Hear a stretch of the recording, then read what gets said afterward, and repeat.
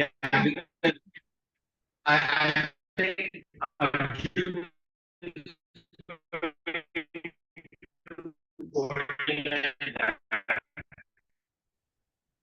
Namaste and greetings.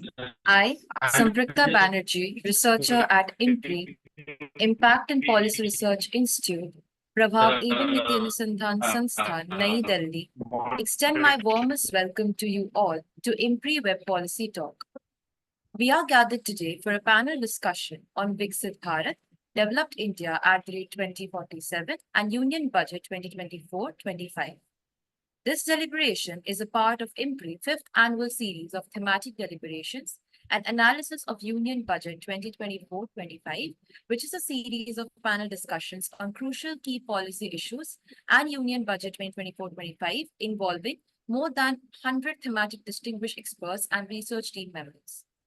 This discussion is organized by the Center for the Study of Finance and Economics, CSFE, IMPRI Impact and Policy Research Institute, New Delhi. As a part of IMPRI Web Policy Talk series, The State of Public Finance Towards Accountability. Now let me introduce the esteemed gathering. Our chair for the session is Professor Nilanjan Banik, Professor and Program Director, PA Economics and Finance, Mahindra University, Hyderabad, Visiting Consultant, IMPRI. We welcome you, sir. Today's deliberation comprises of an excellent distinguished panel of experts who will be sharing their expertise, which includes Mr. Shogato Banerjee ji, former economist, Mr. Shogato Bhattacharya ji, former chief economist, Axis Bank, Dr. S.P. Sharma ji, chief economist and deputy secretary general, PhD Chamber of Commerce and Industry, PhD CCI, Ms. Yuvika Singhal ji, economist, Quant Core Research, former economist, Yes Bank and ICICI Bank. Dr. Rajesh Shukla ji, Managing Director and CEO, People Research on India's Consumer Economy Price, ICE 360, Indian Institute of Management, Udaipur. Mr. Shubhamoy Bhattacharya ji, Consulting Editor, Business Standard, Professor of Practice, Director, Center for Regulatory Governance, Jindal Global Law School, OP Jindal Global University, Sonipat. Professor Pooja Mishra ji, Professor of Economics, Area Chair Economics in IB, Birla Institute of Management Technology, BIMTech, Noida. We are extremely grateful to have such a distinguished panel of experts joining us today. Proceeding further, I welcome all the participants to this enlightening deliberation and thank you for being interested and putting your time, energy, and efforts into understanding the nuances of the Union Budget while helping us to bring together the practitioners and participants through this course for impactful discussion. Now, without any further ado, let us start the program. It is my honor and privilege to invite Professor Nilanjan Banik to start the program with the chair's opening remarks and proceed with the panel discussion. Over to you, sir.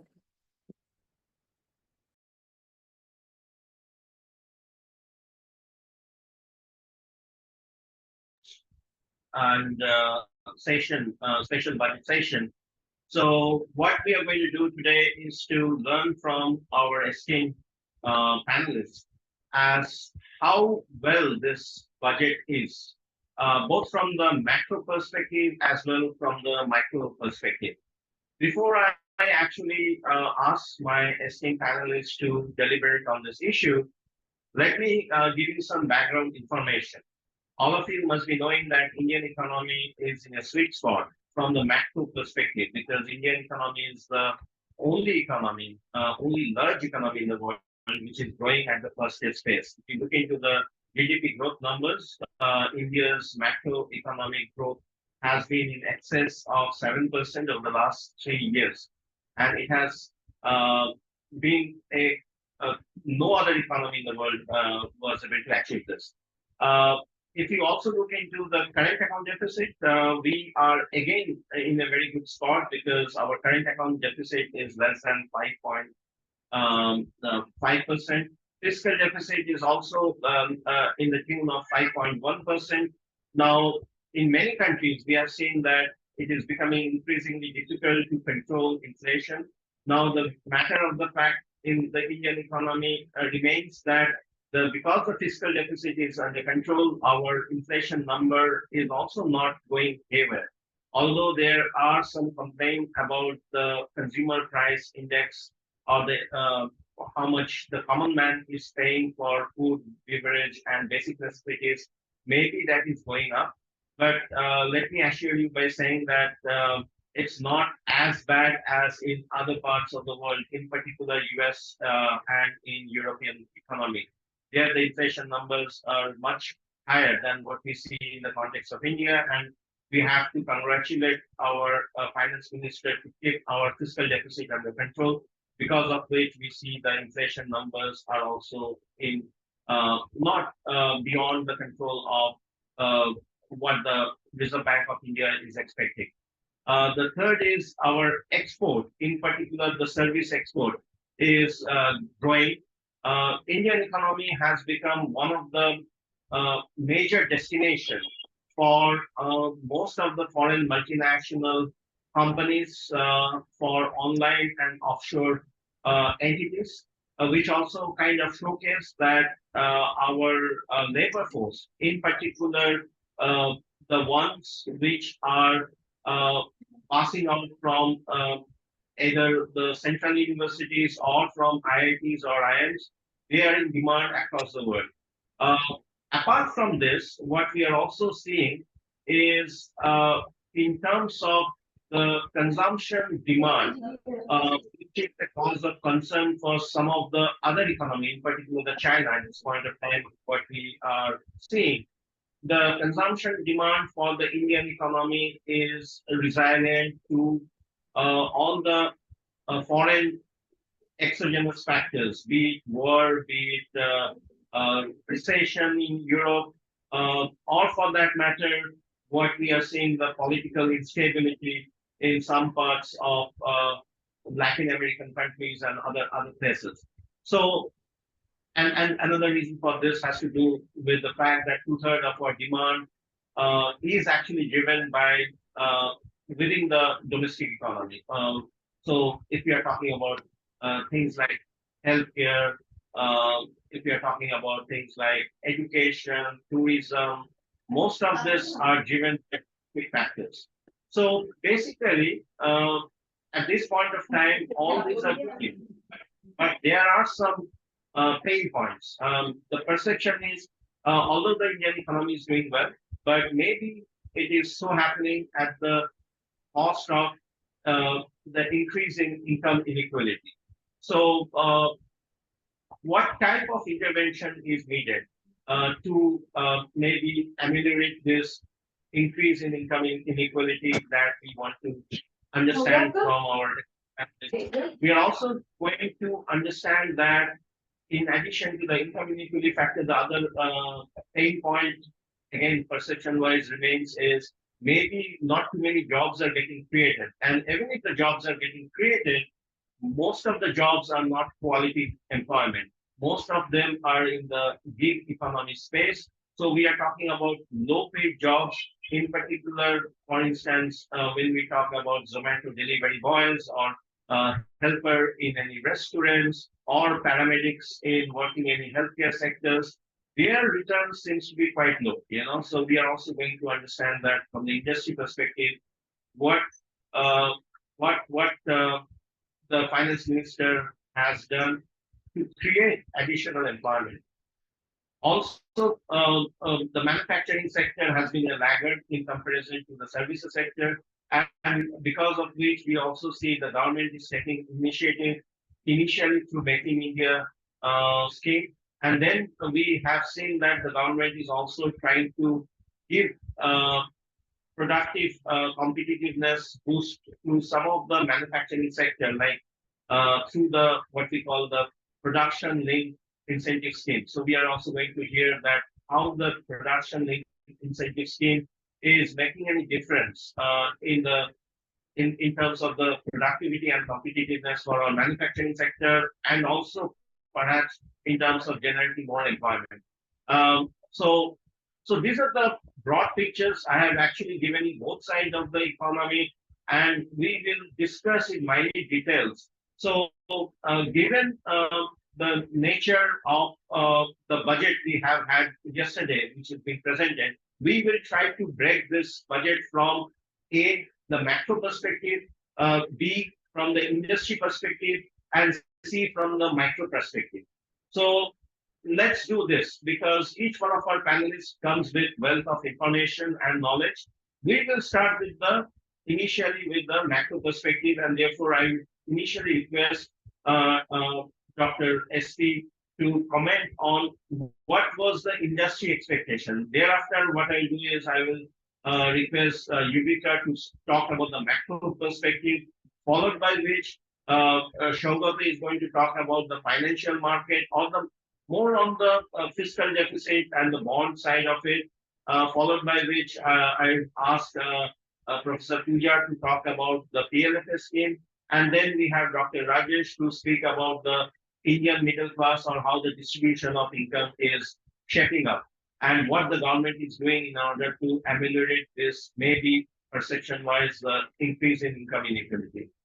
So having said that, I request each one of the panelists to keep their observation for 10 minutes. In that way, we will have some more time to discuss and we will be able to take a few more questions from the from our other guests. So without any further ado, let me ask Dr. SP to give his thought about how much the industry, what industry expected from this budget, and how much of that expectation he think finance minister was able to deliver. Over to you.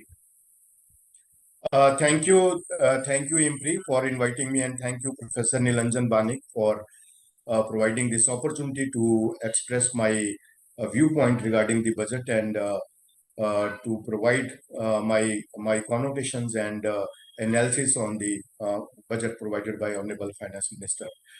So firstly, I would like to mention that economy is at the strong foot, as mentioned by the economic survey, that India's economy is at the strong wicket and stable footing. That is a great message provided by the economic survey 23-24, that India is continuously becoming resilient. We are growing more than 8% on an average in the post-pandemic years. Like we grew at the rate of 9.7% in 21-22, thereafter 7% in 22-23, and thereafter 8.2% in 23-24. So for the current year also, our expectation is that we will grow at around 8%, though the economic survey is providing conservative figure of 6.7, 6.5 to 7%, but our estimates, our confidence on the industries is mentioning that we will be grow at around 8% in the current year also. So inflation trajectory is also becoming soft with the so many measures undertaken by the Reserve Bank of India and the Ministry of Finance, and other parameters like the IIP numbers, export trajectory, they are also intact with the support of so many policies and reforms undertaken by the government during the last many years. So message from the economic survey is to tripartite responsibility, that that the government, the private sector, and the academia should come forward to provide facilitation and support to the growing young population in terms of creating employment opportunities and creating the skill development and strengthen India's journey towards Viksit Bharat by 2047. That is the message given by the economic survey. Clearly that we have to take the support of the stakeholders from the industry, and the government is also providing the great handholding, and the private sector should also come forward with the support of academia to link the universities and industries to move forward and to provide them adequate employment opportunities in the country. So, economic survey provided the six-pronged strategy to grow in the Amrit Kal. The first was private sector investment, expansion of private sector investments. That is the one of the six-pronged strategy. And second was the support to MSMEs, because MSMEs are the next growth driver, and they are significantly boosting the Indian economy and contributing significantly in the GDP, also in the manufacturing or in the exports. And third growth parameter was the agriculture sector in the economic survey, that of the six-pronged strategy, because the agriculture sector is the backbone of the economy. Agriculture sector is the way of life because we are an agrarian economy. So that's why we have to provide adequate support to the agriculture sector in terms of rising productivity, reducing the wastages, and making it to more and more robust to participate in the global export trajectory. And then the fourth strategy was to facilitate the green transition with a great hand holding with the public and private sector, because in loneliness or in isolation, green transition cannot be achieved. So there must be participation of the stakeholders to move forward. And then the fifth strategy provided was the education, to fill the education and employment gap, so that the growing young population becomes educated to move forward and to become employment oriented in the country. And the sixth strategy was the states capacity building, because states are becoming strong stakeholders of the Indian economy, and their participation should increase with their enhanced capacities, so that they are not restricted to their parameters. They are able to expand more and participate more in the trajectory of Indian economy.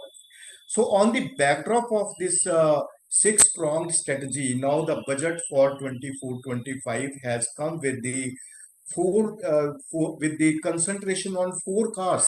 As Honorable Finance Minister started her speech from the four cars, Garib, Yuva, Annadata, and Nari. This was the message, first message by the Honorable Finance Minister, that these are the four pillars of the our economy, and these pillars will facilitate the Indian economy to become Viksit Bharat by 2047, and this will support this thought will support the vision of the Viksit Bharat to move forward. So, at this backdrop, they have set the theme of the budget on four major parameters. The theme of the budget is creating employment opportunities, skilling the growing young population, facilitating the MSMEs, and supporting the middle class. Now, they have supported all these parameters in terms of the creating employment opportunities and connecting the universities with the industries in terms of skilling them by providing the apprenticeship, and MSMEs are facilitated with the removal of compliances, and they have promised that they will remove more compliances from the Companies Act, and middle class is supported by some facilitation in the or some tinkering in the tax rates for the lower middle income groups or the lower incomes. So they have set 9 targets or 9 parameters which will facilitate all these things to achieve in the shorter period. Firstly, they have to increase the resilience of the agriculture, employment and skilling, and human resource development. Then the manufacturing, support to manufacturing and services and urban development, and the energy security, infrastructure, innovation, and next generation reforms will be at the top of the agenda of the government in the coming times, as they have now started supporting the agriculture sector, because agriculture sector is becoming more and more robust, and its exports are also increasing from $30 billion to $40 billion, then the $50 billion, and there is a potential to increase this trajectory to the level of $100 billion in the next 3-4 years. And you, as you rightly said, that macroeconomy will set the tone of the budget discussion. So macroeconomy is at a strong foot and strong wicket to move forward, and our macroeconomic fundamentals are very, very supportive.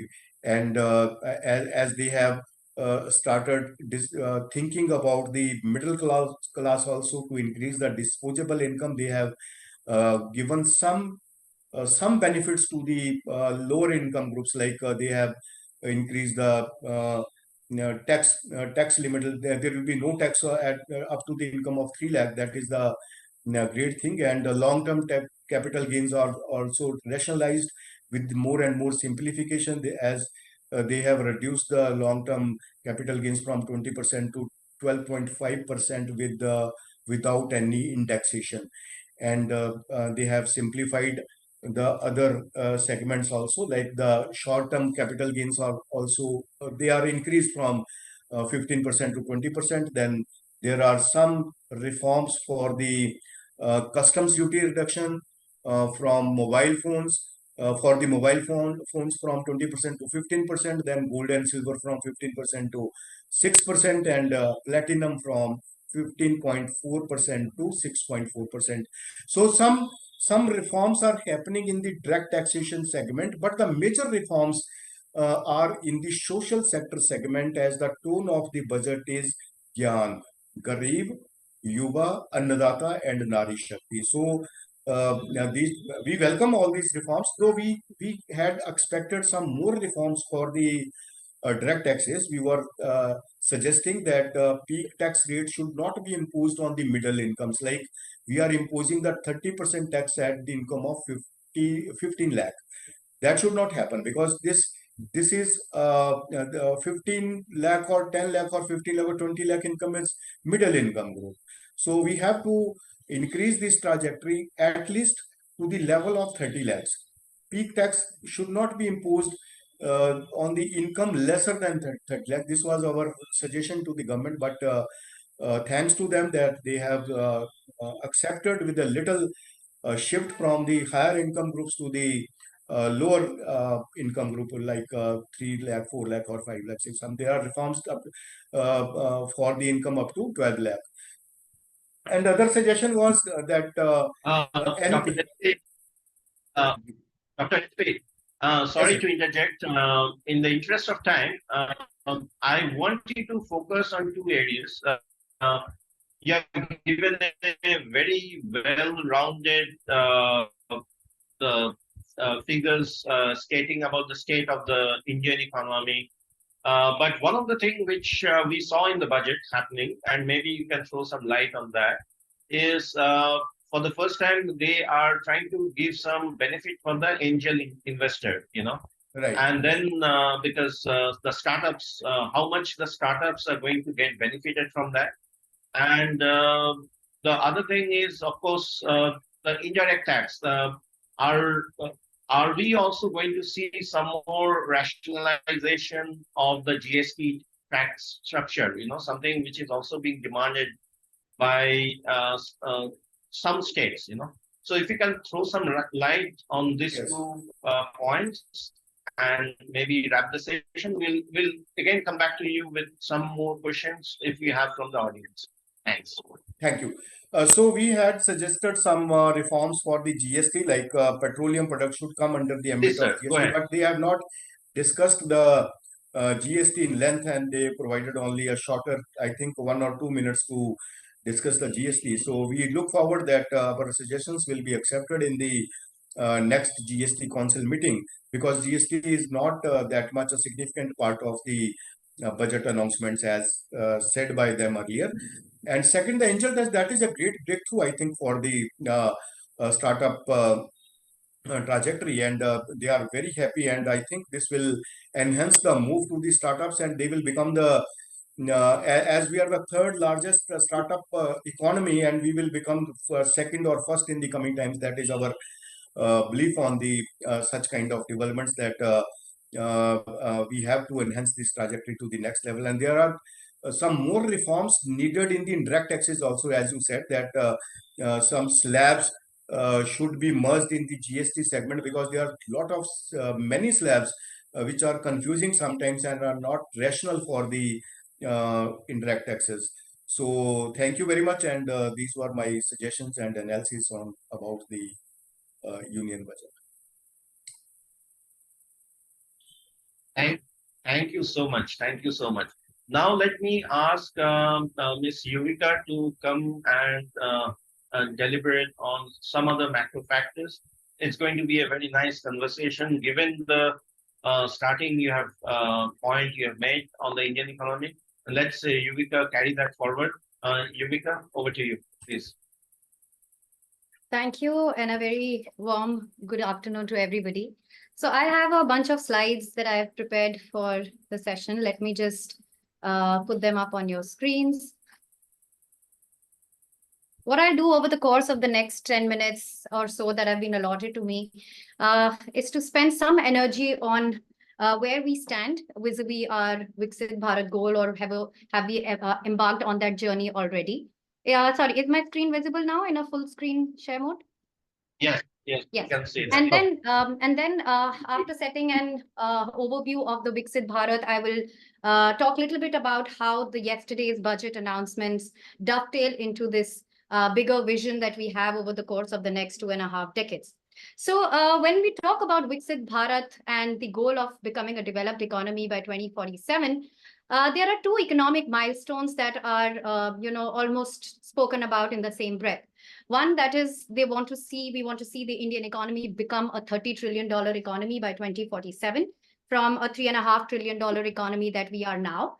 And second, India's per capita GDP has to move up considerably to about $17,000 from the current level of $2,600. Now, the biggest question that remains on everybody's minds, are these economic milestones achievable?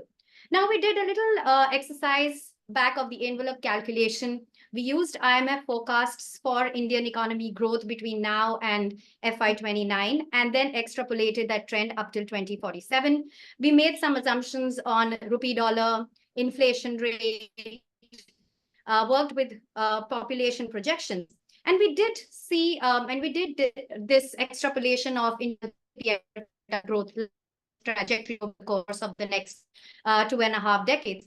And we do find that there's a strong possibility that India achieves these economic milestones by 2047. So there is a good chance by the time we hit 2047, India is probably closer to a developed economy status. And this has already been embarked upon. That is the path towards Viksit Bharat. This has been enabled by strong growth that we have seen in the Indian economy for the last 2 to 3 years. And this has propelled Indian economy to become the 5th largest economy. And probably in a span of another 4 to 5 years, we'll climb up the ladder to become the 3rd largest economy in the world.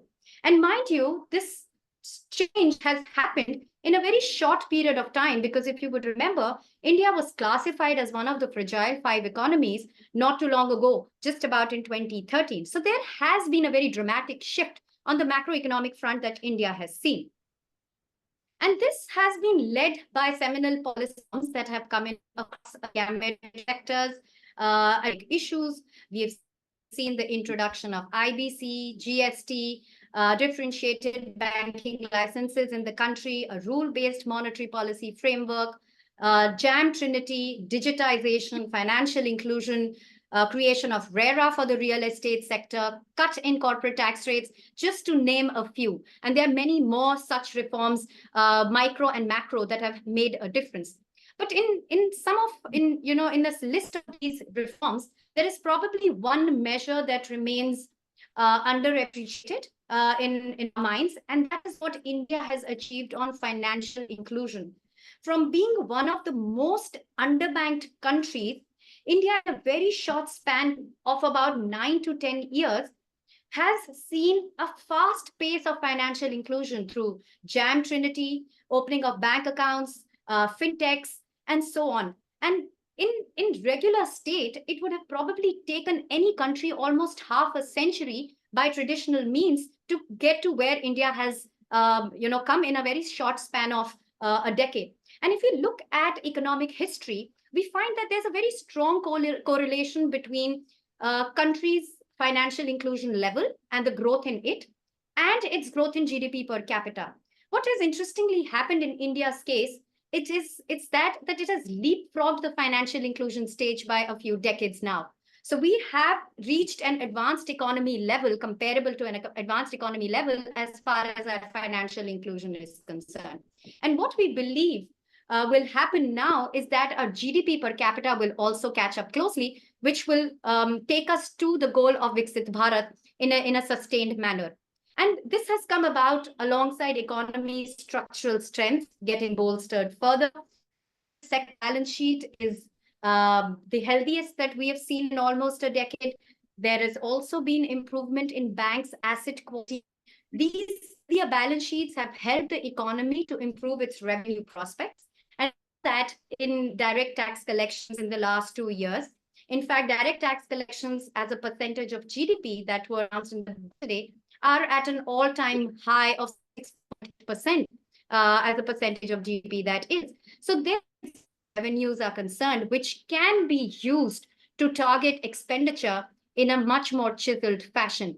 And this has come alongside the display of fiscal consolidation. So while we all remember how our fiscal deficit ballooned after the outbreak of the pandemic, but since then, year after year, there has been a concern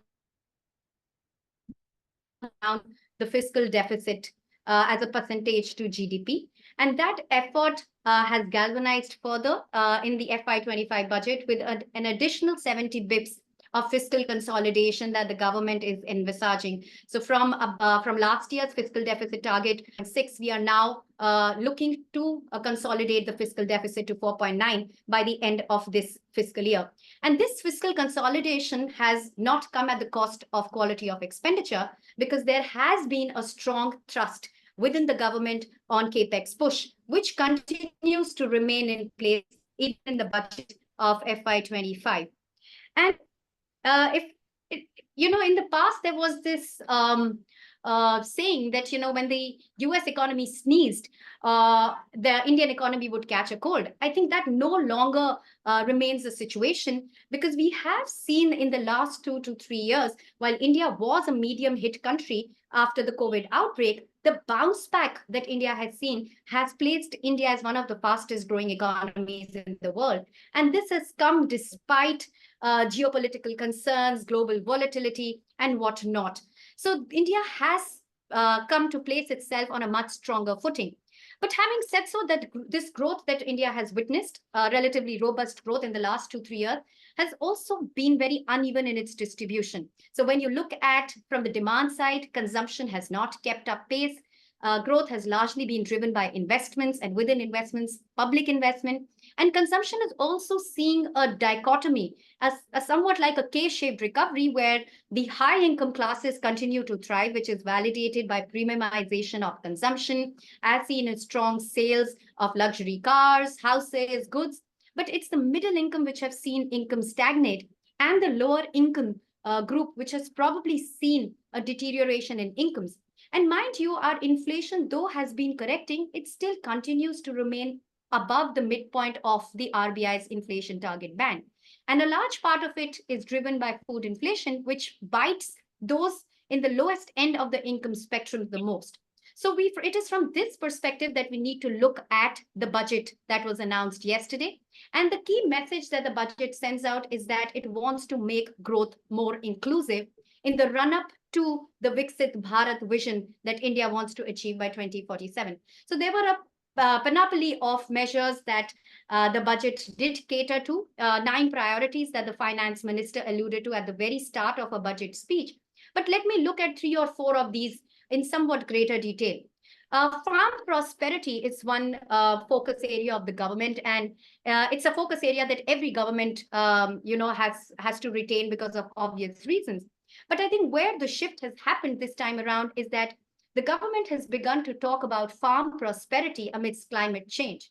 Climate change is a real threat that remains, that we need to grapple with, and it's not going to reverse.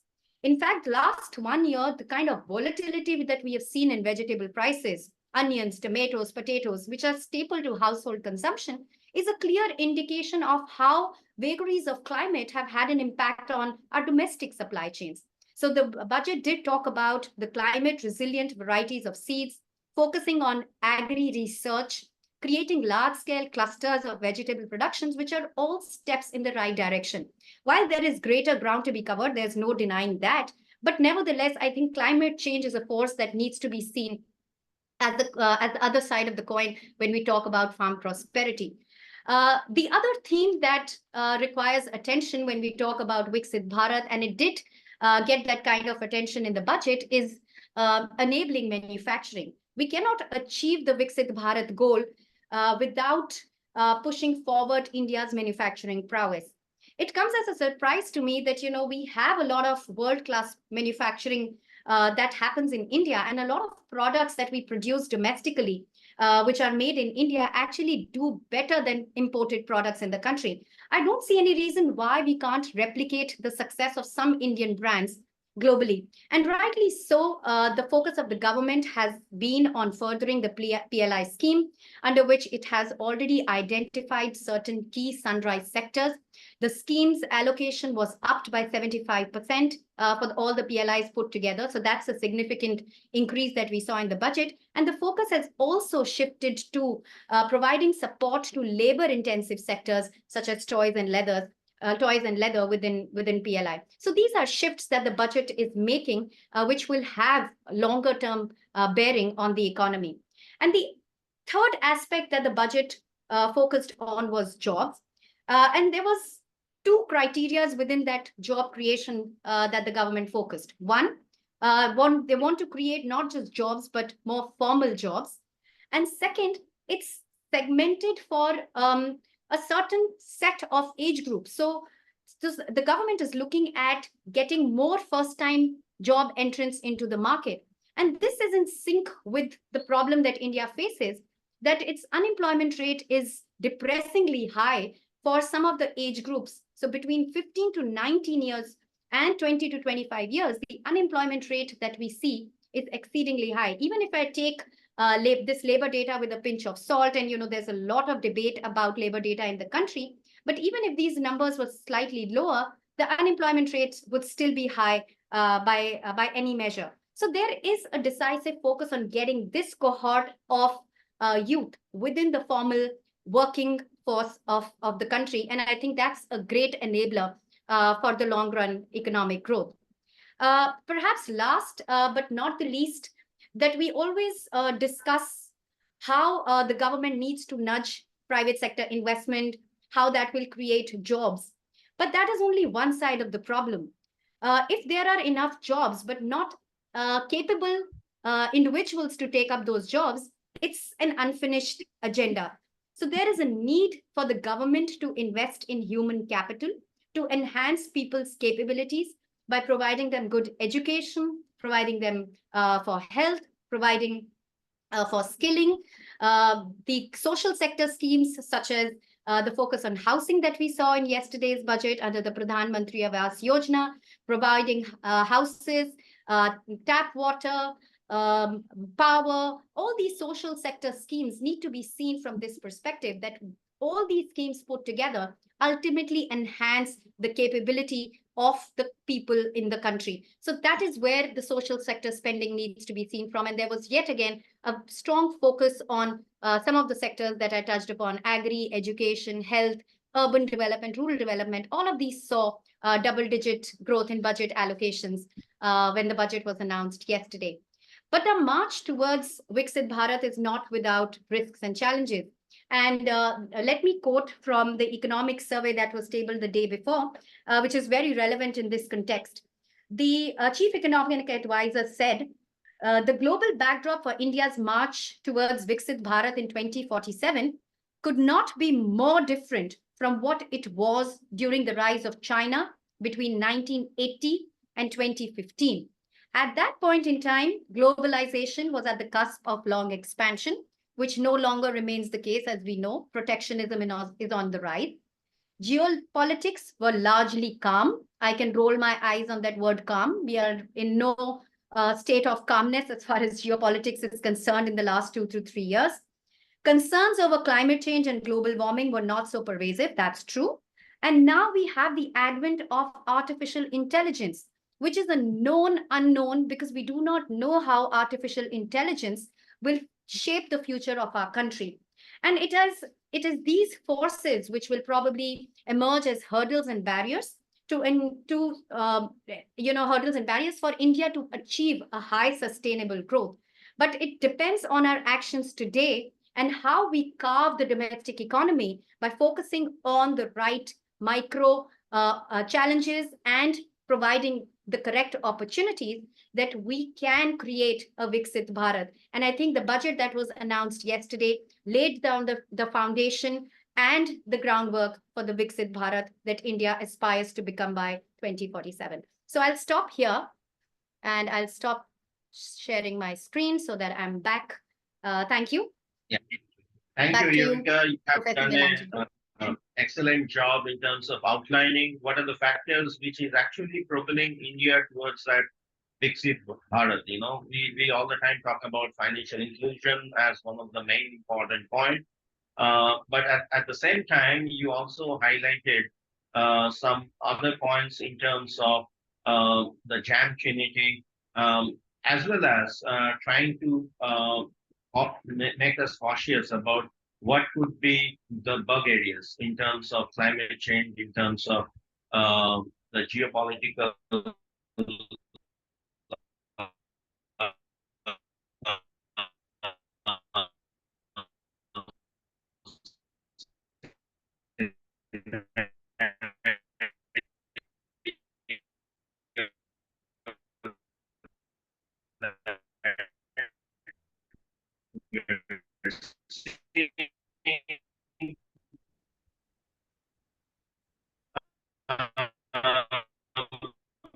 as well as in terms of be able to pick up this even that we are seeing as the world.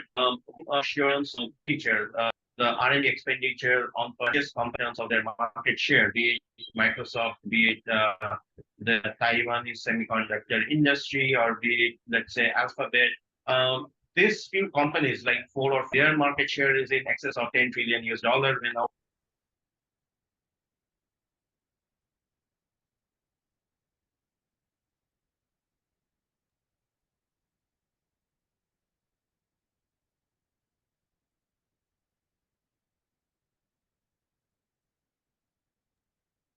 Okay, I think we've lost Nilanjan, if I'm right? Nilanjan's gone offline. Yes, yes, it dropped eventually. Yeah. Okay, so following the flow, why don't we go to Saugata's? Banik sir, you are back. You can hear us? Yeah, for some reason I was shunted out of this thing. Are you able to hear me? Yes, so you can Yeah. keep your video off. Then Yeah, you'll so have what we are just okay. Yeah. So what we were discussing is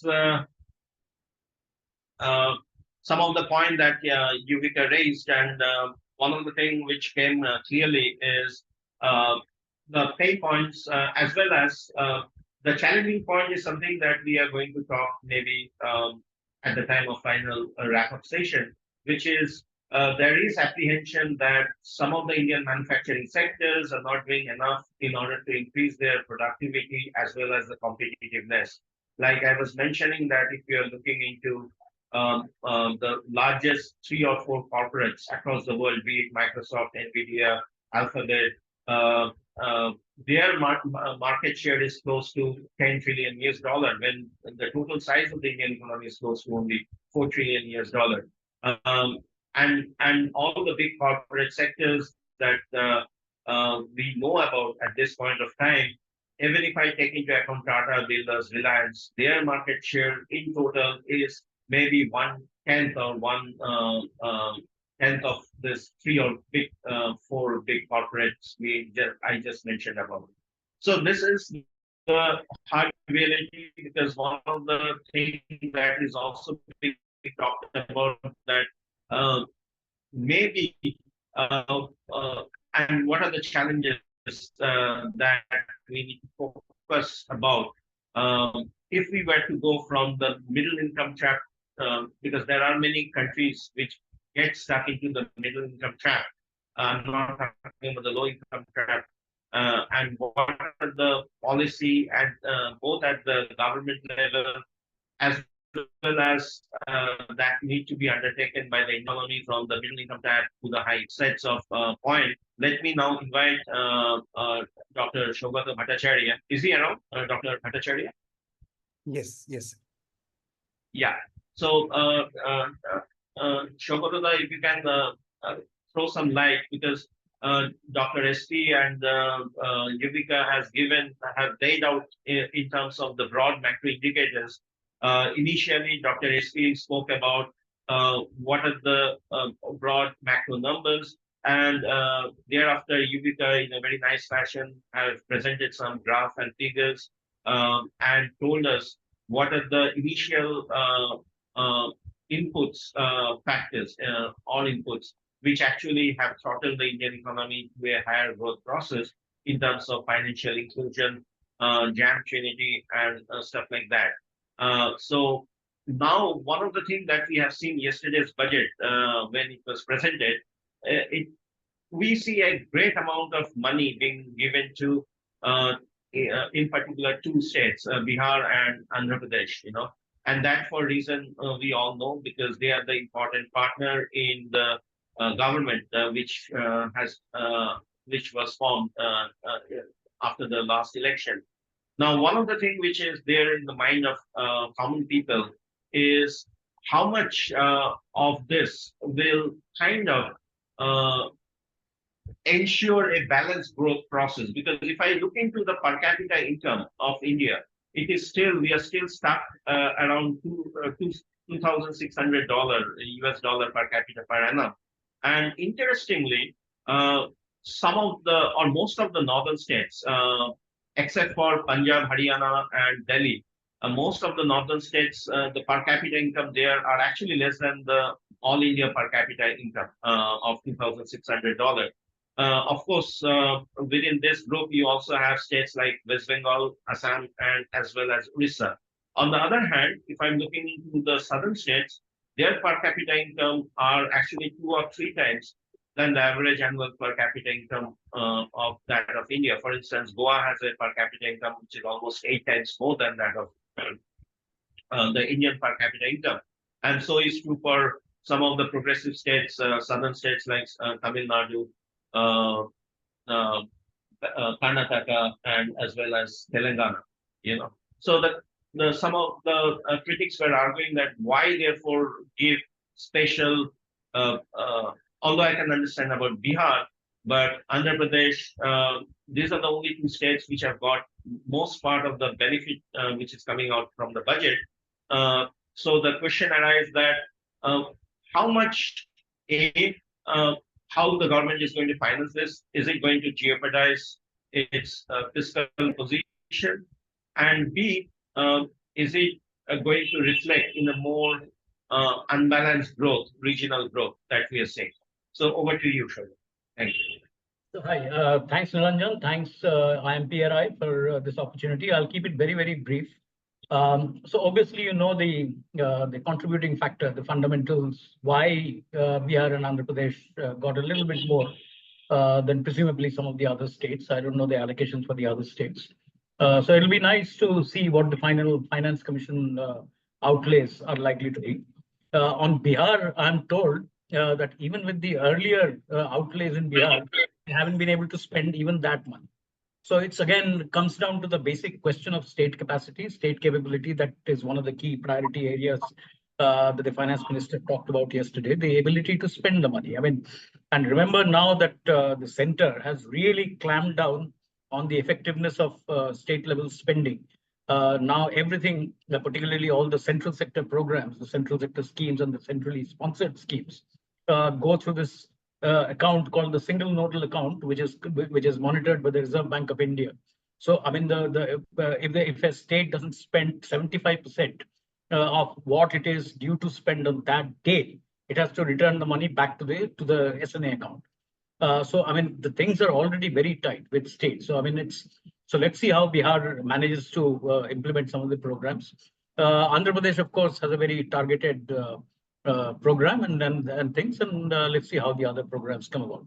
So, but this, to my mind, basically comes down to the question of state level capacity, and this is something which is, I think, a couple of points which comes to my mind in the approach, which we initially saw in the economic survey, and now yesterday's budget as well. So one, all the big ticket reforms that we keep on talking about, those are gone. Those are over. I mean, you're not going to get big ticket reforms now. Now the focus has come down into the nuts and bolts of actually implementing some of these reforms, the structural reforms, etc., that we have been looking for. And I think that's exactly the way to go, because I think whatever policies, etc., are made out of New Delhi or the state capitals, unless these are actually drilled down to the last mile Gram Panchayat level or the municipal level, you're not going to get effective implementation. And particularly now that we are competing big time with countries like Vietnam, Thailand, etc. So that is a big problem. Forget about China. So that's a big problem. So that's one basic change in the reform strategy of the government that is now completely evident. So this is one. The second point is again from the eastern side that you mentioned. It's not just Bihar and Andhra Pradesh. One of the key 9 priorities of the budget was rebalancing economic activity and growth. So I mean there is this Purvodaya, I believe, the name of that program. So the focus on the eastern states now. So that's also a political imperative for the current government. So that's also something which is we are going to see how those how that program comes in. So obviously, as you mentioned, I mean the eastern states are particularly lagging on per capita income, growth impulses, etc. So how that focuses in overall for the budget. So I mean. So we are not going to see any large talk now. So whatever limited way we need to focus, we focus on the nuts and bolts, the details of the program. The third thing is this continuing fiscal discipline, 4.9%. So if we presume that in FY26, we probably will be able to meet about 4.2 to 4.3, lower than the 4.5 fiscal deficit target of the center. And the interesting thing about that is states. The state fiscal, and remember states, I mean, we talk about the center's budget, this, that. Nothing is going to happen without, and the finance minister got that exactly right. That this is, I mean, India is states. So the state level deficits are probably now going down to about 2.7, 2.8, probably stabilize around that level, which essentially brings us down to striking distance of what S&P has targeted as the 7% GNP, which is required for the next sovereign credit upgrade rating. So that I think is a very, very important part. I think the full marks to the government that they have actually persisted on this path of fiscal consolidation and discipline. Whatever are the various the distractions that they have had to go through in the last 5 years. So that is something. So overall, 4.3% plus 2.7% meets that 7% target. So with a credit rating upgrade is really big news. I mean, the last credit rating update, I believe, was in 2007. So that's something which is, because that's going down to bring the interest rate structure very, very sharply downward. So that's something that we need to watch out for. So I think, and together with this, I mean, you've seen, and unexpectedly that, I mean, we were thinking that there would be increases in the Manrega, the PM Kisan outlays, etc. That didn't happen. So obviously, I mean, you know, they are trying to get the best bang out of the buck of the limited resources that they have, given the various constraints that they are operating in. So that to my mind are the key 3 takeaways that I take in from the budget, and I'll stop there and well later on whenever there is some issue. Thank you so much. Thank you. Yeah, thank you for putting it so succinctly and nicely. Let me now invite Dr. Rajesh Shukla to give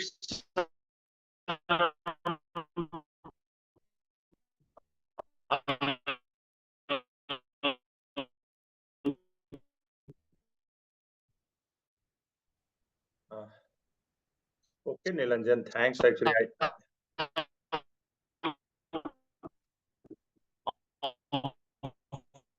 his thought about the interesting data on per capita. Or Shukla has got distribution of income is looking like, whether some of the intervention that the government is taking, do you think is going to actually help, in particular, the women and the youth population that we are seeing at this point of time? So over to you, Dr. Shukla. Thanks, Nilanjan. Unfortunately, I missed some of the initial remarks what you have asked because of the breaking of the voice. But let me understand the initial. You mentioned that the middle class and inequality and also the distribution of growth. Thanks, actually, Nilanjan, and a lot of point related to the budget and impact of budget and the covered by our earlier panelists. Let me take actually the sum of the things which is really important in terms of looking at the post-COVID period, how we have done actually in last 3 years, which is objectively measured through the primary data research. And that is the actually guidepost how we have done and how it is going to take forward. As far as the budget is concerned, certainly budget is annual actually the activity. So if we are targeting the Viksit Bharat, so it is a next 25 years, we have to be very, very disciplined and in terms of our goals and the, you can say, activity. Let me take actually the points as we have seen actually, and if you recall last year when we have launched our report like Rise of Middle Class, and one of the important thing we have seen is the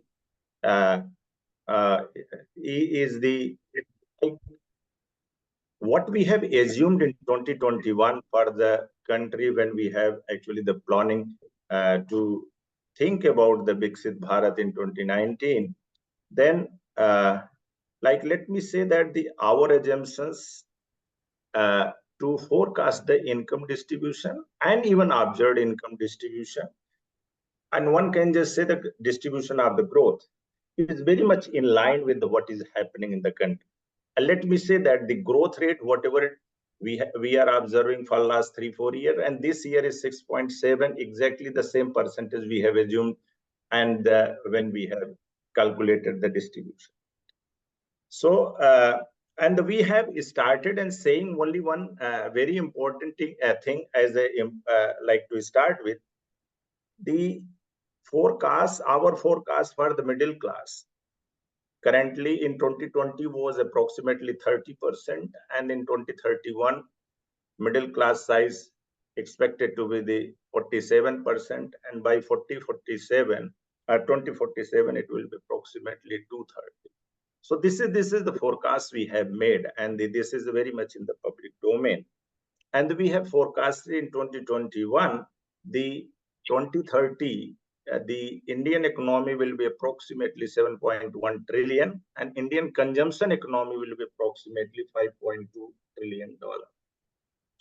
So let me say that now we are progressing, and we have noticed that some of the things are happening little bit faster than what we have expected actually, and it is good sign. Whatever the action government is taking, or whatever the things are, the things are changing. Let me say that as far as the distribution is concerned, as like Yuta mentioned that the K-shape curve. Let me say that in pre-COVID period, the income inequality was approximately, income inequality, I'm talking about the income inequality, not the expenditure inequality, it was approximately 0.36, which rose to approximately 0.454 during the COVID period, which was the, you can say, last 2038, it was the highest income inequality. And when we observed actually in 23, it is again reduced to the 0.39. So one of the indicator in terms of the distribution. So distribution happened, trickle down effect happened, and so distribution middle has absorbed, but still the bottom of pyramid, bottom 20% is not up to the pre-COVID period. So this is the real story. So trickle down effect is happening, and there are reason for that, because as actually the mentioned that as geography, like states, poorer state are having not having that type of capability to absorb the growth. Same way the bottom of pyramid is lacking the capability and capacity to absorb the growth in terms of their, you can say, skill, or there you can say the type of locations. For example, it is mostly 80% in the underdeveloped rural areas. They are mostly labor. They are actually also small actually traders in the urban area. So they are having limited capability to absorb the growth. But nevertheless, it never deny the growth is not required. Growth is required, and growth is required, and it is on the right path to achieve. Second important thing I would like to just also mention, if we are thinking about the Viksit Bharat of the next 25%, this budget might be the indicative, but we have to look at what need to be looked as a process, not as an event actually. So why this much actually focus on the employment after 10 years of the government on the youth and other things? Why not it is actually thinking? Because this is not a problem of today actually, and this is not going to get over next year. So I believe there are certain things require as a process, and in that I would like to just flag 3 or 4 things. First thing is the looking at the structure of economy. We have to think like agriculture dependence or type of agriculture. We can't afford much more now actually. We have to rethink how we can recalibrate our actually the agriculture dependent, particularly the population, those who are like the half of 48%, how we can take actually 10 at least the 10 percentage point from there to and reallocate in the sum up. And so we have to very much look at the structure of the agriculture. And in that way, like government has taken some of the step to do that. Second thing is the also important, we have to look India diversity. As our earlier panelists mentioned, like the rich versus the poor state. Rich states are growing faster than even the poor states. So gap between the rich state and poor state is widening actually. So in that case, if whatever the need to be done, because migration is not solution, so we have to locate and find out the new economic geography in the country. Like for example, if you take the second tier city, are the developed rural in India, those who are rural area, those who are around to your second tier cities or metro, they are growing even faster than your second tier cities actually in terms of income, in terms of livelihood. So we have to think the economic hotspot in each state and provide the sufficient infrastructure and other things to by which at least urban you can say load of manpower load can be reduced significantly. Third thing is also important, what is currently actually focused in the actually budget. We need the right type of human resource and better utilization of human resource. And why I'm saying right type of inverse, if we are talking about the developed rural in 2047, even if you see today, mismatch between the required manpower and existing human resource, it is huge gap actually.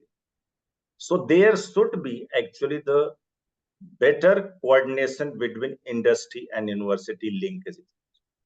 Whatever teaching is happening need to be looked at what we are looking for, and whatever we are looking for, there should be also support to the creating that type of. So there is a lot of scope for improvement, particularly in this area where the resources which we are going to generate is skill development and other thing as per the requirement. And the last thing also I would like to just mention is we can't actually drive the policy or make the policy in the void of not the factual data and information from the ground level reality. What currently I am saying, a lot of reforms happening, a lot of actually the schemes are going into the up to the means like last mile people. But let me say that there is a lot need to be done to create the right type of information to make right time corrective measures in the correction of the policy initiative. Currently, even the government level, let me say, I am actually the interactive with the some of the things, but the current statistical system or the, you can say, some of the institution need to be rigged into, they should come up with the right type of information in very, very transparent way, by which at least people can understand what actually impact is happening, certain policies to whatever government is taking, and how it is actually translating into the reaching to the our goal for the Viksit Bharat, which is currently actually long stat is missing actually. So there are means data are not talking to each other. Are they lacking? Are they even those who are sitting and those who are responsible to generate this type of data? They should not actually criticize the system. They have to plug into and generate the data and information. They can create, because sitting in the government and criticizing the system is not going to help actually. It is better to actually take the step, because if you are not able to create the information and knowledge and insight, it is beyond the capability of the private bodies to generate actually. So with these actually, I would like to just say that, but in this, I just want to sum up the challenges. It is very good to achieve, but some of the challenges is still is the very much need to be happen, and the focus beyond even budget. For example, growth distribution. Growth distribution is still a case. If you are achieving 8%, how you can create more inclusive. Second is also important, infrastructure gap. Although you are allocating, as Ms. Like mentioned, it is not just allocation for the Bihar or other thing. We are hearing actually some of the very bad actually the you can say test in terms of how it is going to use actually. So giving some. So basically, what you are arguing is the implementation part and connecting the last mileage. You know, so that is a very important point that you're raising, and maybe we'll come back to you on this more because now we have two other speakers who want to share their ideas. But yeah, you thank you for showcasing information regarding your the middle class income distribution, and in what way the university can come out with better maybe syllabus that will be useful, and hopefully that will employ many more youth, which is required by the industry. You know, so we will come back to you after at the end of this debate. So let me now invite Mr. Shubhama Bhattacharya, who is also a professor at Geneva Law School. Mr. Bhattacharya, if you can actually tell us a little bit more about how you rate this budget, and what are the good things that you observe in this budget, and going forward, how fast you are going to go to that trajectory of Viksit Bharat. Do we actually, because our neighbor China has already become, going by the per capita income, I think it has already become a developed country, you know, because the per capita income is now, I think, more than $12,000 per capita per annum. So going by what we are seeing in terms of what the government is trying to do, how fast or maybe how slow are we going to achieve that Viksit Bharat that everyone is talking about? Over to you, Mr. Bhattacharya. Thank you, and that's been a wonderful session. And I hope, first of all, audio check, my voice is coming through loud and clear. Yes, we are able to hear you. Okay, I'll apologize for not putting on my video, and but there's a very simple reason for that.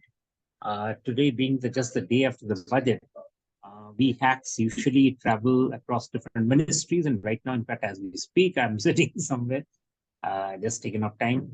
So video connectivity will be a problem. So pardon me for just using the audio link. So Sure. Nilanjan, I mean, that's my embarrassment, but can't be helped. And my pleasure is so no worries. Yeah, please. Yeah. I would like, I mean, it's been a very interesting panel, but and having heard everybody, I quite tend to be more illuminated now by what they've said. And so I'll keep my points very short and brief. First of all, this budget has essentially ended up majorly offending everyone. And there was a reason for that I'll come to it in a minute. But it has been a rare finance minister who has managed to annoy the stock market, the political get political brickbat, and also get very annoying marks from the very vocal middle class. If everyone is criticizing the budget, bar people who are sort of looking at it from a different perspective, feel that she has obviously must have done something right. I am one of those who feel that she has got it right. But I'm not sure that given the political economy in which this budget is going, whether the budget will be, whether she'll be able to hold on to all the measures that she has announced in the budget. If she does, I think that's wonderful. If she has to roll back, then I think there's a problem there, because she has outlined very few measures which are in the budget, unlike, the budgets of yore, when there's to be lots of measures. So finance ministers could say, okay, out of 10, I take back 3, but I still have 7 with me. She has outlined very few measures, very well chosen measures. But if any one of those have to be rolled back for any particular combination of reasons, then I think we have more trouble on our hands. Which is why I think today's session that IMPRI has organized, and thanks a lot for having called me here, is I think very significant, because the voices that I hear at this session gives me hope that people are beginning to understand, and people will be beginning to be educated about why the particular measures that have been used in the budget have been necessary. I'll draw your attention to 2 columns that came out in my newspaper, Business Standard, this morning. The column by Viksit Bharat says the budget was fiscally prudent, bold, and savvy. Just next to it, the column by Shekhar Gupta says that this was a budget which basically looked at Mahindra plus a bit of socialism and employment. What it does, so you can see the huge, rarely in recent years have I seen a budget generating or eliciting such hugely divergent points of view.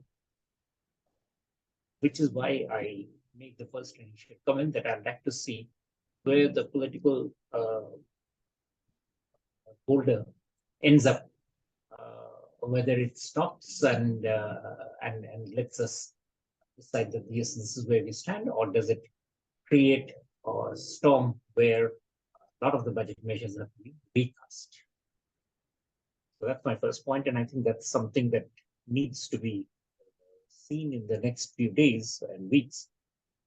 Usually, if the storm doesn't sort of flare up in the next few days, then one can be reasonably hopeful that it will sort of come down.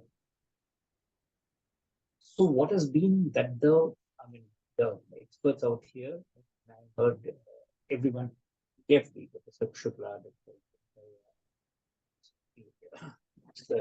all of you have stated very clearly what have been the budget highlights, and I agree with, as I said, all of those.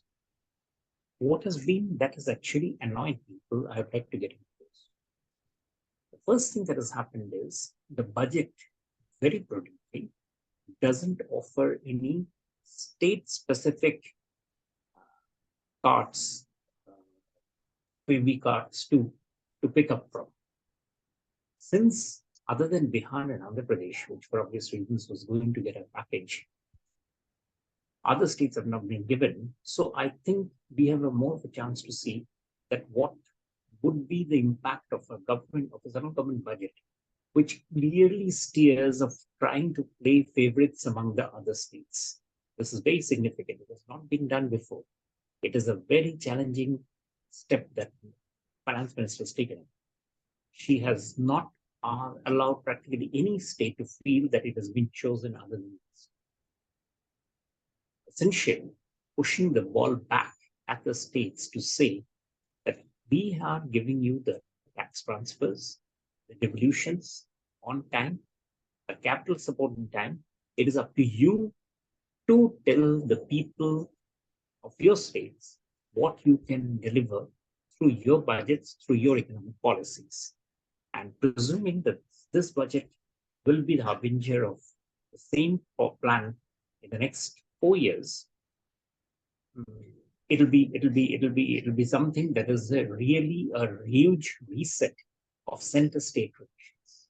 It's not surprising that many of the state chief ministers have decided to boycott tomorrow's Niti Aayog meeting, but this is exactly what was being meant to be said, and that is exactly being said. I expect the finance ministry will come out with handouts saying, well, actually, you're wrong. There are places where we have actually given excess, support for states to do X and to do Y. But I don't think that's going to be something that the people will be really looking for, or rather, so will be something that really will be changing the mood. So that's what the center state is. About the middle class and the quip that this budget actually doesn't give them much. Frankly speaking, there was no particular reason for the budget to have tried that sort of a paper, given the fact that India needs now, and India will have to stay within a hard budget constraint enforced by the fact that we are now part of the global indices, and being very firm on fiscal deficit, on inflation, on current account deficit is very essential now, not just simply a talk fest. There was really no space left for the government, if one did basic calculation, to offer anything more than this. And that is what the finance minister has done. So that was about all. In fact, if she had tried to raid the bank and created more space to give out more handouts, what she would have done is she would have had to compensate it by borrowing from the market, which is obviously going to be catastrophic for the fiscal consolidation phase that India has started. So again, that's something that will need to be understood better by the middle class. And it's a hard lesson, but I think it's a good lesson. And as they see inflation sort of not peaking, the growth rate in the economy stabilizing, I suspect this is an approach that will subside. Again, as I said, she has not picked up any winners. The chances of any consolidation of general anger on particular phase, that why has this been given, why has that not been given, will not find a space. This has been very true. Third part of it, Shubham, if you can wrap it up, because we have one more speaker, sure. and then the third part of it, which is very short, which is that this budget will be, according to me, find its best commentary from the fact that there is no freebies, and therefore the states will have the chance to do things which they would want to do it themselves. So so this is something that's very important, because all the states have walked the freebie route, whereas this government has not allowed freebies. And I think that is something where I'll stop at this moment. Thank you. Oh, thank you so much. Again, one of the key thing that you highlighted is the the finance minister was prudent enough to keep the fiscal deficit target in mind, and therefore did not dole out any freebies.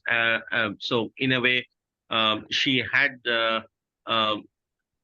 being on the path of fiscal prudence. So let me now invite Dr. Pooja Mishra, Professor Mishra, if you can talk a little bit more about the PLI scheme, because this is one of the things which is being talked about. The PLI scheme is targeted towards industry so far, which are in the capital intensive mode of production, and therefore it was not being able to generate that much employment that that otherwise one would have expected. But now, yesterday, I think it is now extended to few other sectors. So if you can briefly talk about the importance of the PLI scheme in terms of boosting our export competitiveness as well as employment. Over to you, Dr. Mishra. Okay, sure. Thank you so much, Nilanjan.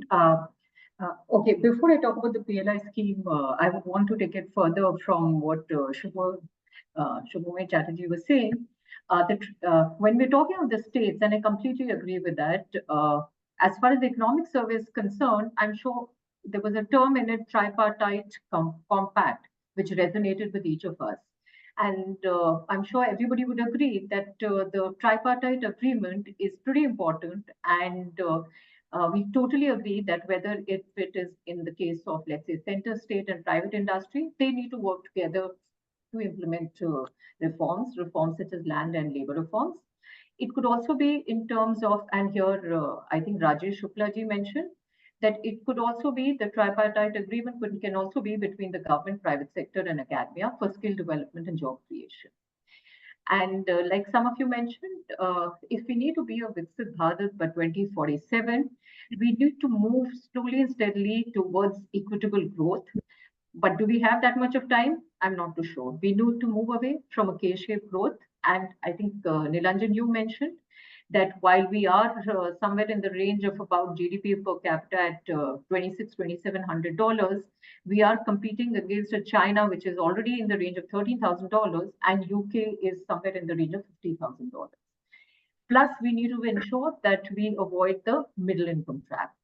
So keeping all of this in mind and the unemployment numbers that we've seen in the periodic labor force survey bulletins, be it for January to March 2024, before that, what we can see is while unemployment rate is declining, be it urban areas or rural areas, as per what the government says, but we are way away from the global numbers, right? So if I were to even quote a number, January bulletin, so January to March PLFS bulletin showed that unemployment in urban areas stood at 6.7%, and this was an improvement as against a global unemployment rate of 5.1%.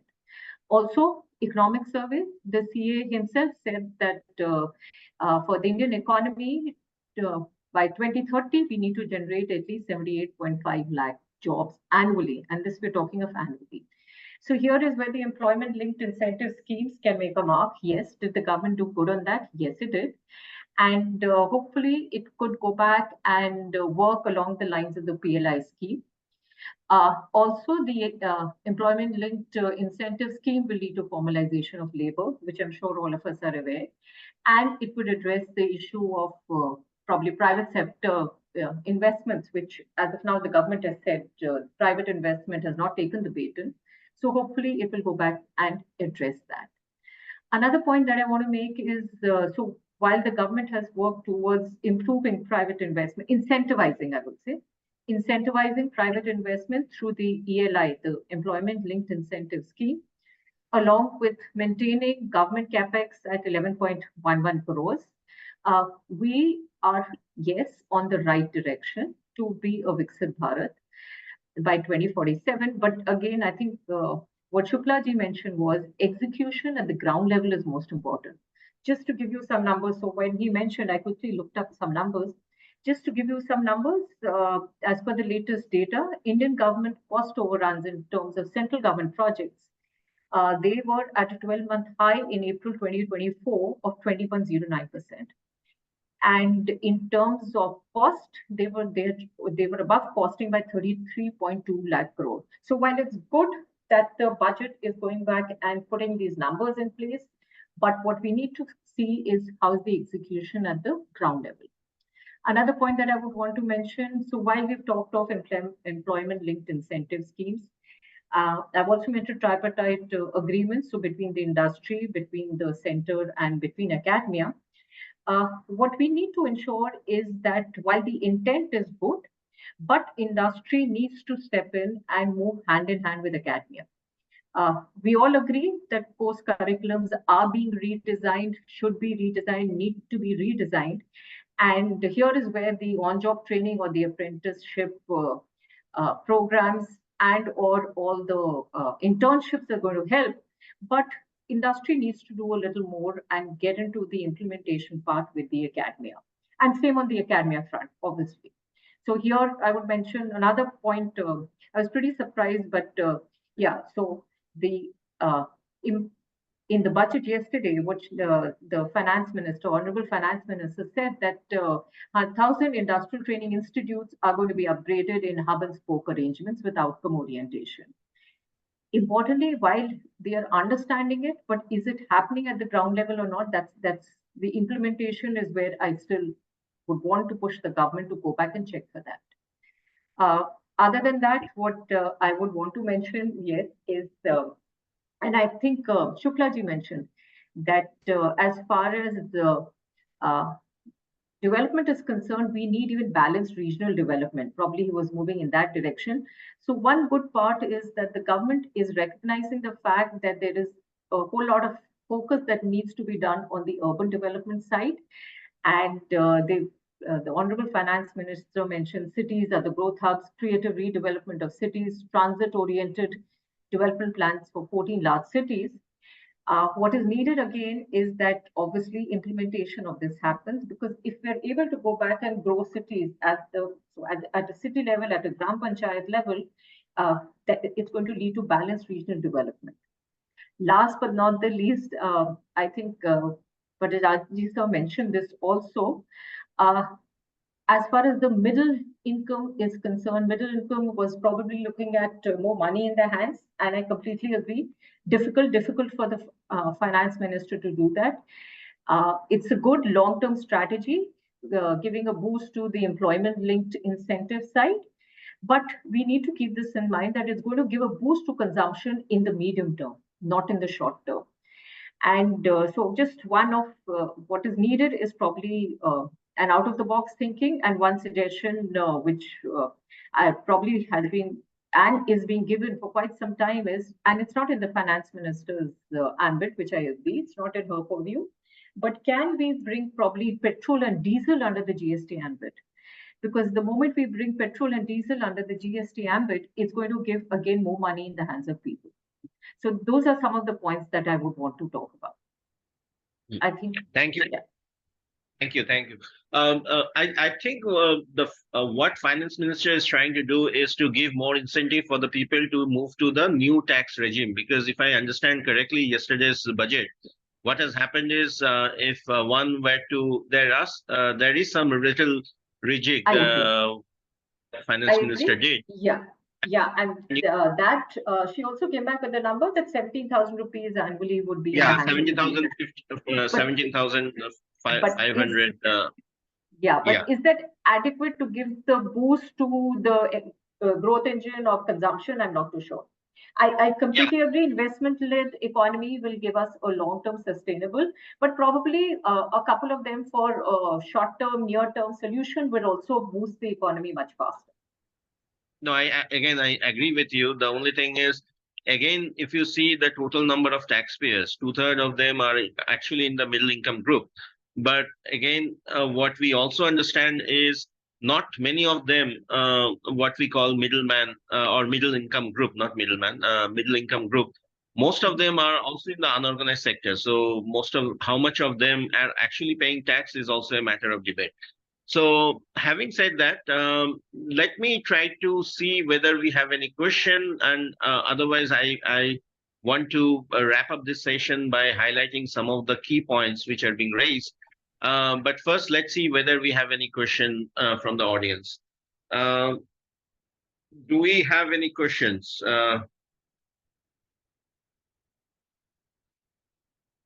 I don't see any question, but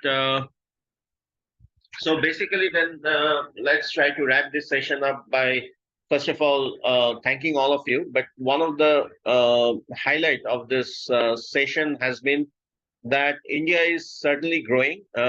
In terms of macro numbers, we are not in a bad shape. In fact, we are doing pretty well. The only cause of concern, which seems at this point of time, again at the broad headline number, is maybe the consumer price index number is a little bit on the higher side. But apart from that, although the unemployment numbers seem to be less than the long-term unemployment rate of 8%, but still the matter of concern remains that whether the jobs which are getting created are quality jobs or not. And some of the challenges that we are seeing at this point of time is in terms of exogenous factors like climate change. We are also seeing some of the spillover effect of what is happening elsewhere in the world, be it the geopolitical instability, or if, for that matter, the volatility in some of the essential input, in particular the crude oil prices. That is going to cause some problem at a macro level. At the micro level, what I hear from all of you is the better implementation of the policy which are already being rolled out, and how effective in terms of the, let's say, trying to ensure that the manufacturing sector still remain competitive and at the same time able to absorb the youth the youth of our country, because youth employment remain a cause of concern. So as I hear from one of you saying that, therefore, the need of the hour is how to ensure that the syllabus that we are teaching at the university level are in line with what the industry needs.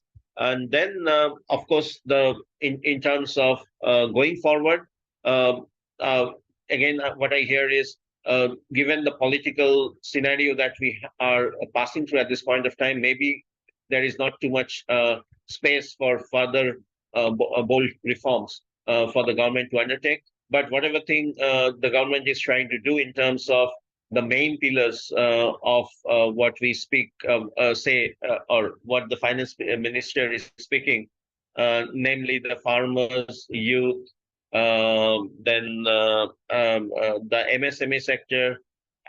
So these pillars need to be strengthened, and only then I think this growth momentum can be sustained, because too much of income inequality or too much of a particular section of the population getting left behind may backfire this growth process, that we are seeing, because something which happened in Brazil during 1970s, we don't want that thing to happen in case of India.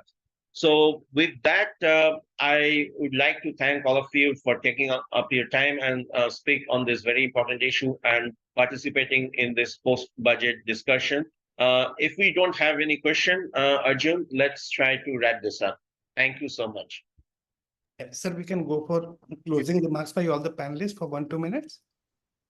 Yes. So let's start with Pooja first, then we go backward. Okay, so while I would maybe a closing remark, but yes, I would want to also understand, does the government have enough space? Does the government not have enough space? Okay, fair, agreed. But what about the land and labor reforms? So while the government has mentioned that again a tripartite agreement, but don't you think high time we need to go back and move faster on a land and labor reforms, and then leave the forum with that? Because while I understand completely that it's a concurrent subject, land and labor reforms, but if we are able to implement the land and labor reforms, it will be an enabler for the industry, not a deterrent. So I will leave that as my closing remark. That's okay. No, that's very good observation. In fact, there is something that we teach in our class is the hold-up problem. That's a particular thing which is kind of holding back the land reform. Maybe that will take a discussion by itself. But there is a rich literature related to the holding up problem. Shubham, any quick thought as a closing remark? Shubham, are you there? Yeah. Yeah, quick. It is Your. It is for me. Yeah. If Rajesh, if Shubham is not there, please give us your concluding remark, please. Yeah, just two things actually. The first thing is which is I believe is very important in terms of when we are talking about the Viksit Bharat, we have to always think about Bharat as one unit actually, and which is currently diversity in terms of development, inclusion, and the other things are very actually you can say uh, different from one region to another region, north to south, or in terms of development. That is one. Second thing is, I believe to make ourselves very impactful to deliver this, we need very focus and the skill level to handle the Viksit Bharat in better way. And this skill level is not up to the youth which is coming. Skill level, those who are governing the country.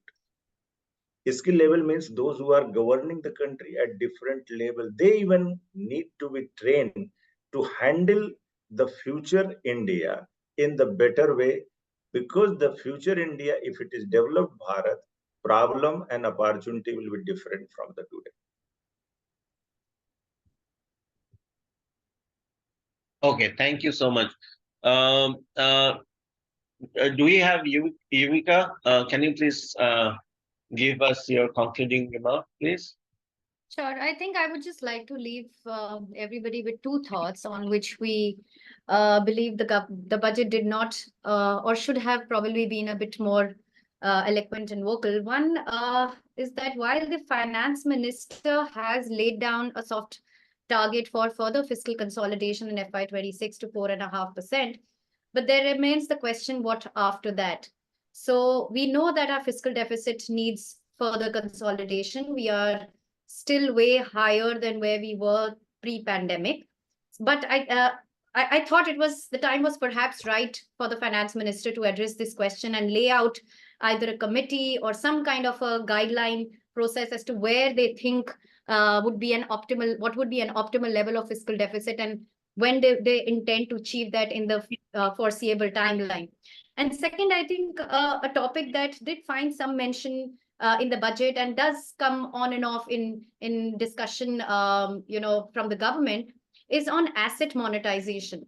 So while we understand that there is a pipeline of projects which the government can monetize, and they should monetize, and this was something that the chief economic advisor had also put out in the economic survey, that the government should be ready to let go. They have to let go their presence in a few sectors where those sectors are not of strategic importance, and they are probably better handled in the private sector. So how do we go forward with this asset monetization? Because we are ultimately resource constrained or revenue constrained, and how to utilize that money that we get from asset monetization to further the goal of Viksit Bharat. So these are 2 points that I would would have loved had the government given a slightly longer term or a medium term plan about. I think the FM was very clear, saying that one of the way they're going to generate money is through disinvestment. I think she has given some target. I'm not sure how much exact number about that, but disinvestment is one of the key area that she is going to focus on. Yeah, but their track record has been fairly poor in the last few years. So, Dr. Shobhata Bhattacharya, are you there? Yeah, I achieved that. Okay, Dr. SP, are you still there? If you can give us your concluding remark, please.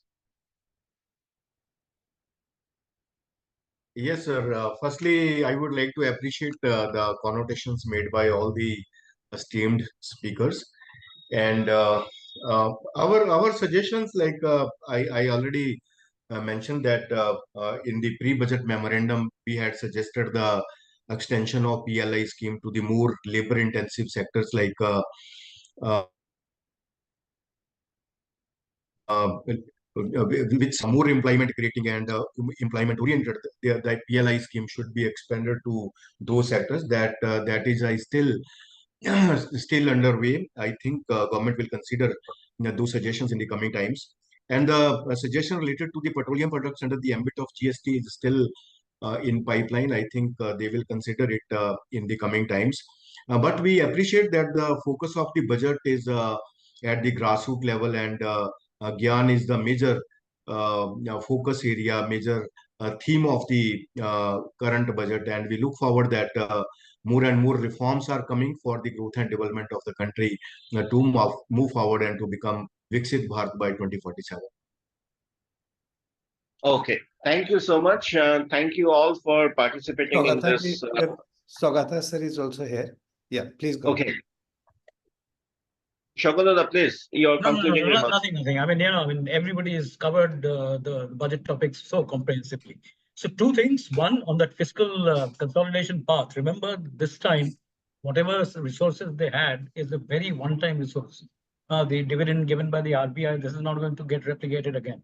So this is very, very good. So, I mean, this is so one-time resources means a one-time expenditure. And that one-time expenditure was probably the reduction in the fiscal deficit. So this is something which is needed. So that's number one. Point two is that none of us, to the best of my whatever I heard, has talked about another remarkable transformation change in the budget, which is the attitude towards trade with China.